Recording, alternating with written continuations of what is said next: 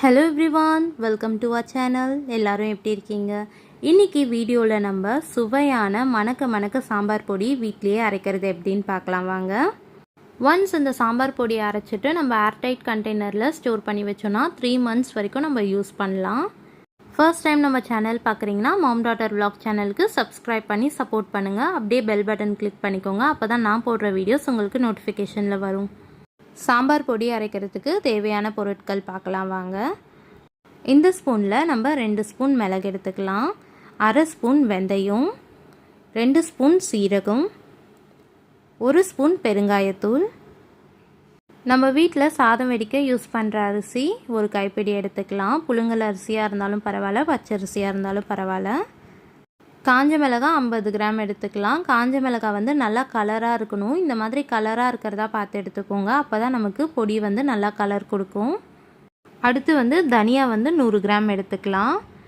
உளுந்து ஒரு கைப்பிடி அளவு, கடலைப்பருப்பு ஒரு கைப்பிடி அளவு எடுத்துக்கோங்க. இப்போது நம்ம இது எல்லாமே தனித்தனியாக வறுத்து எடுத்துக்கலாம். வறுக்கிறதுக்கு நல்லா அடிகனமான பாத்திரம் எடுத்துக்கோங்க. ஸ்டவ் மீடியம் ஃப்ளேமில் வச்சு தான் நம்ம எல்லாமே வறுத்து எடுக்கணும். ஹை ஃப்ளேமில் வைக்கக்கூடாது. கடாய் காஞ்சதும் ஃபஸ்ட்டு தனியா சேர்த்து நல்லா வறுத்து எடுத்துக்கலாம். தனியா நல்லா வாசனை வர வரைக்கும் வறுத்துக்கணும். நமக்கு வறுக்கும் போதே நல்லா வாசனை வரும். அந்த ஸ்டேஜில் நம்ம தனியாவை வேறு பிளேட்டுக்கு ஷிஃப்ட் பண்ணிக்கலாம். எல்லாமே நம்ம தனித்தனியாக தான் வறுத்து எடுக்கணும். எல்லாமே ஒன்றா வறுத்து எடுத்தோன்னா ஒன்று சீக்கிரமாக வறுபட்டுரும், ஒன்று வறுபட லேட் ஆகும். அந்த சமயத்தில் பொடி நமக்கு டேஸ்ட் கொடுக்காது. அடுத்து கடாயில் மிளகு சேர்த்து மிளகு நல்லா வறுபட்ட உடனே நம்ம மிளகை அதே பிளேட்டுக்கு மாற்றிக்கலாம். இப்போ நம்ம கடாயில் நம்ம எடுத்து வச்சுருந்த சீரகம் சேர்த்து வறுத்துக்கலாம். சீரகம் நல்லா கலர் சேஞ்ச் ஆகி வறுபட்டு வரணும்.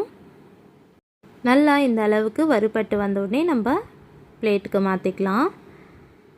அடுத்து நம்ம வெந்தயம் வறுத்து எடுத்துக்கலாம். வெந்தயம் நல்லா பொன்னிறமாக வறுபட்டு வரணும்.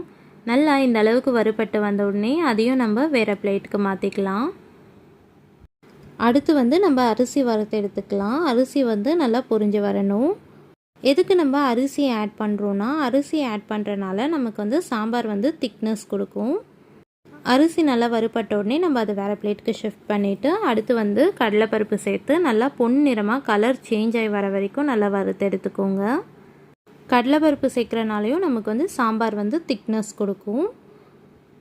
அடுத்து நம்ம உளுந்து சேர்த்து நல்லா வறுத்து எடுத்துக்கலாம். உளுந்து நல்லா கலர் சேஞ்ச் ஆகி பொன்னிறமாக வறுபட்டு வரணும். உளுந்து நல்லா வறுபட்டு வந்தோடனே அதை நம்ம வேறு பிளேட்டுக்கு மாற்றிக்கலாம். இப்போது நம்ம கடாயில் நம்ம எடுத்து வச்சுருந்த காஞ்ச மிளகாய் சேர்த்து நல்லா கலர் சேஞ்ச் ஆகி வறுபட்டு வர வரைக்கும் நல்லா வறுத்து எடுத்துக்கோங்க. இப்போ நம்ம எல்லாமே வறுத்து தனியாக எடுத்து வச்சாச்சு. இப்போது ஸ்டவ் ஆஃப் பண்ணிவிடுங்க. கடாயில் இருக்க கொஞ்சம் சூட்லேயே நம்ம பெருங்காயத்தூள் சேர்த்து நல்லா வறுத்து எடுத்துக்கலாம். இந்த மாதிரி மசாலா ஐட்டம்ஸ் அரைக்கும்போது நம்ம கட்டி பெருங்காயம் தான் சேர்த்து அரைக்கணும். அப்படி கட்டி பெருங்காயம் சேர்த்து அரைச்சா நமக்கு மசாலா ரொம்ப வாசனையாக இருக்கும். வீட்டில் கட்டி பெருங்காயம் இல்லாதனால நம்ம தூள் பெருங்காயமே வறுத்து சேர்த்துக்கிறோம். நீங்கள் கட்டி பெருங்காயம் கொஞ்சமாக சேர்த்துக்கோங்க. இப்போ நம்ம வறுத்து வச்ச எல்லாமே ஃபேன் காற்றுல நல்லா ஆற விடுங்க. நல்லா ஆறின பிறகு நம்ம மிக்ஸி ஜாரில் சேர்த்து அரைச்சி எடுத்துக்கலாம்.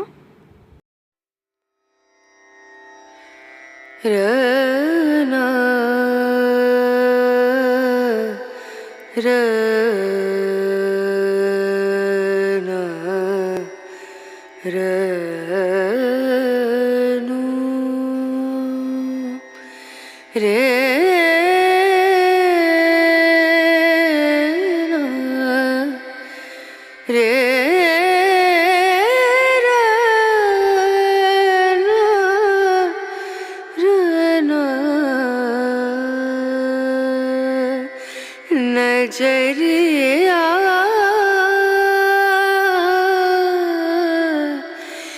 लागे नहीं कहीं ओ.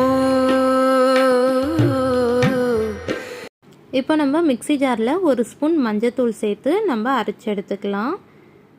மஞ்சத்தூளுக்கு பதிலாக நம்ம கொம்பு மஞ்சள் கூட சேர்த்து நம்ம அரைச்சி எடுத்துக்கலாம். நம்ம கொஞ்சமான குவான்டிட்டி தான் அரைக்கிறனால நம்ம மிக்ஸிலேயே அரைச்சி எடுத்துக்கலாம். சப்போஸ் அதிகமான குவான்டிட்டினா நம்ம மிஷினில் கொடுத்து அரைச்சி எடுத்துக்கலாம். சாம்பார் பொடி நல்லா இந்த கன்சிஸ்டன்சிக்கு அரைச்சி எடுத்துக்கோங்க. நல்லா நைஸாக இந்த மாதிரி இருக்கணும். இப்போது நம்ம அரைச்ச சாம்பார் பொடி வந்து ஒரு பிளேட்டுக்கு ஷிஃப்ட் பண்ணி ஆற வச்சிடலாம். ஏன்னா மிக்ஸி ஜாரில் சேர்த்து அரைக்கும் போதே நல்லா சூடாயிட்டு இருக்கும். நல்லா ஆற வச்சுட்டு நம்ம ஒரு ஏர்டைட் கண்டெய்னரில் போட்டு ஸ்டோர் பண்ணி ஒரு 3 மந்த் வரைக்கும் யூஸ் பண்ணலாம். சாம்பார் பொடி அரைக்கும் போதே வீடே அவ்வளோ மணமாக இருந்தது. மறக்காமல் ட்ரை பண்ணி பாருங்கள். ட்ரை பண்ணி பார்த்துட்டு எப்படி இருந்ததுன்ட்டு கமெண்ட்ஸில் சொல்லுங்கள். ஐ திங்க் இந்த வீடியோ உங்களில் நிறைய பேருக்கு யூஸ்ஃபுல்லாக இருந்திருக்கும். வீடியோ பிடிச்சிருந்ததுன்னா வீடியோவை லைக் பண்ணுங்கள், ஷேர் பண்ணுங்கள், கமெண்ட் பண்ணுங்கள். ஃபர்ஸ்ட் டைம் நம்ம சேனல் பார்க்குறீங்கன்னா mom.l vlog சேனலை சப்ஸ்கிரைப் பண்ணி பெல் பட்டன் கிளிக் பண்ணிக்கோங்க. அப்போ தான் நான் போடுற வீடியோஸ் உங்களுக்கு ரெகுலராக நோட்டிஃபிகேஷனில் வரும். And that's all for today's video. இன்னொரு யூஸ்ஃபுல்லான வீடியோவில் உங்களை மீட் பண்ணுறேன். until then bye from Hema Keshav.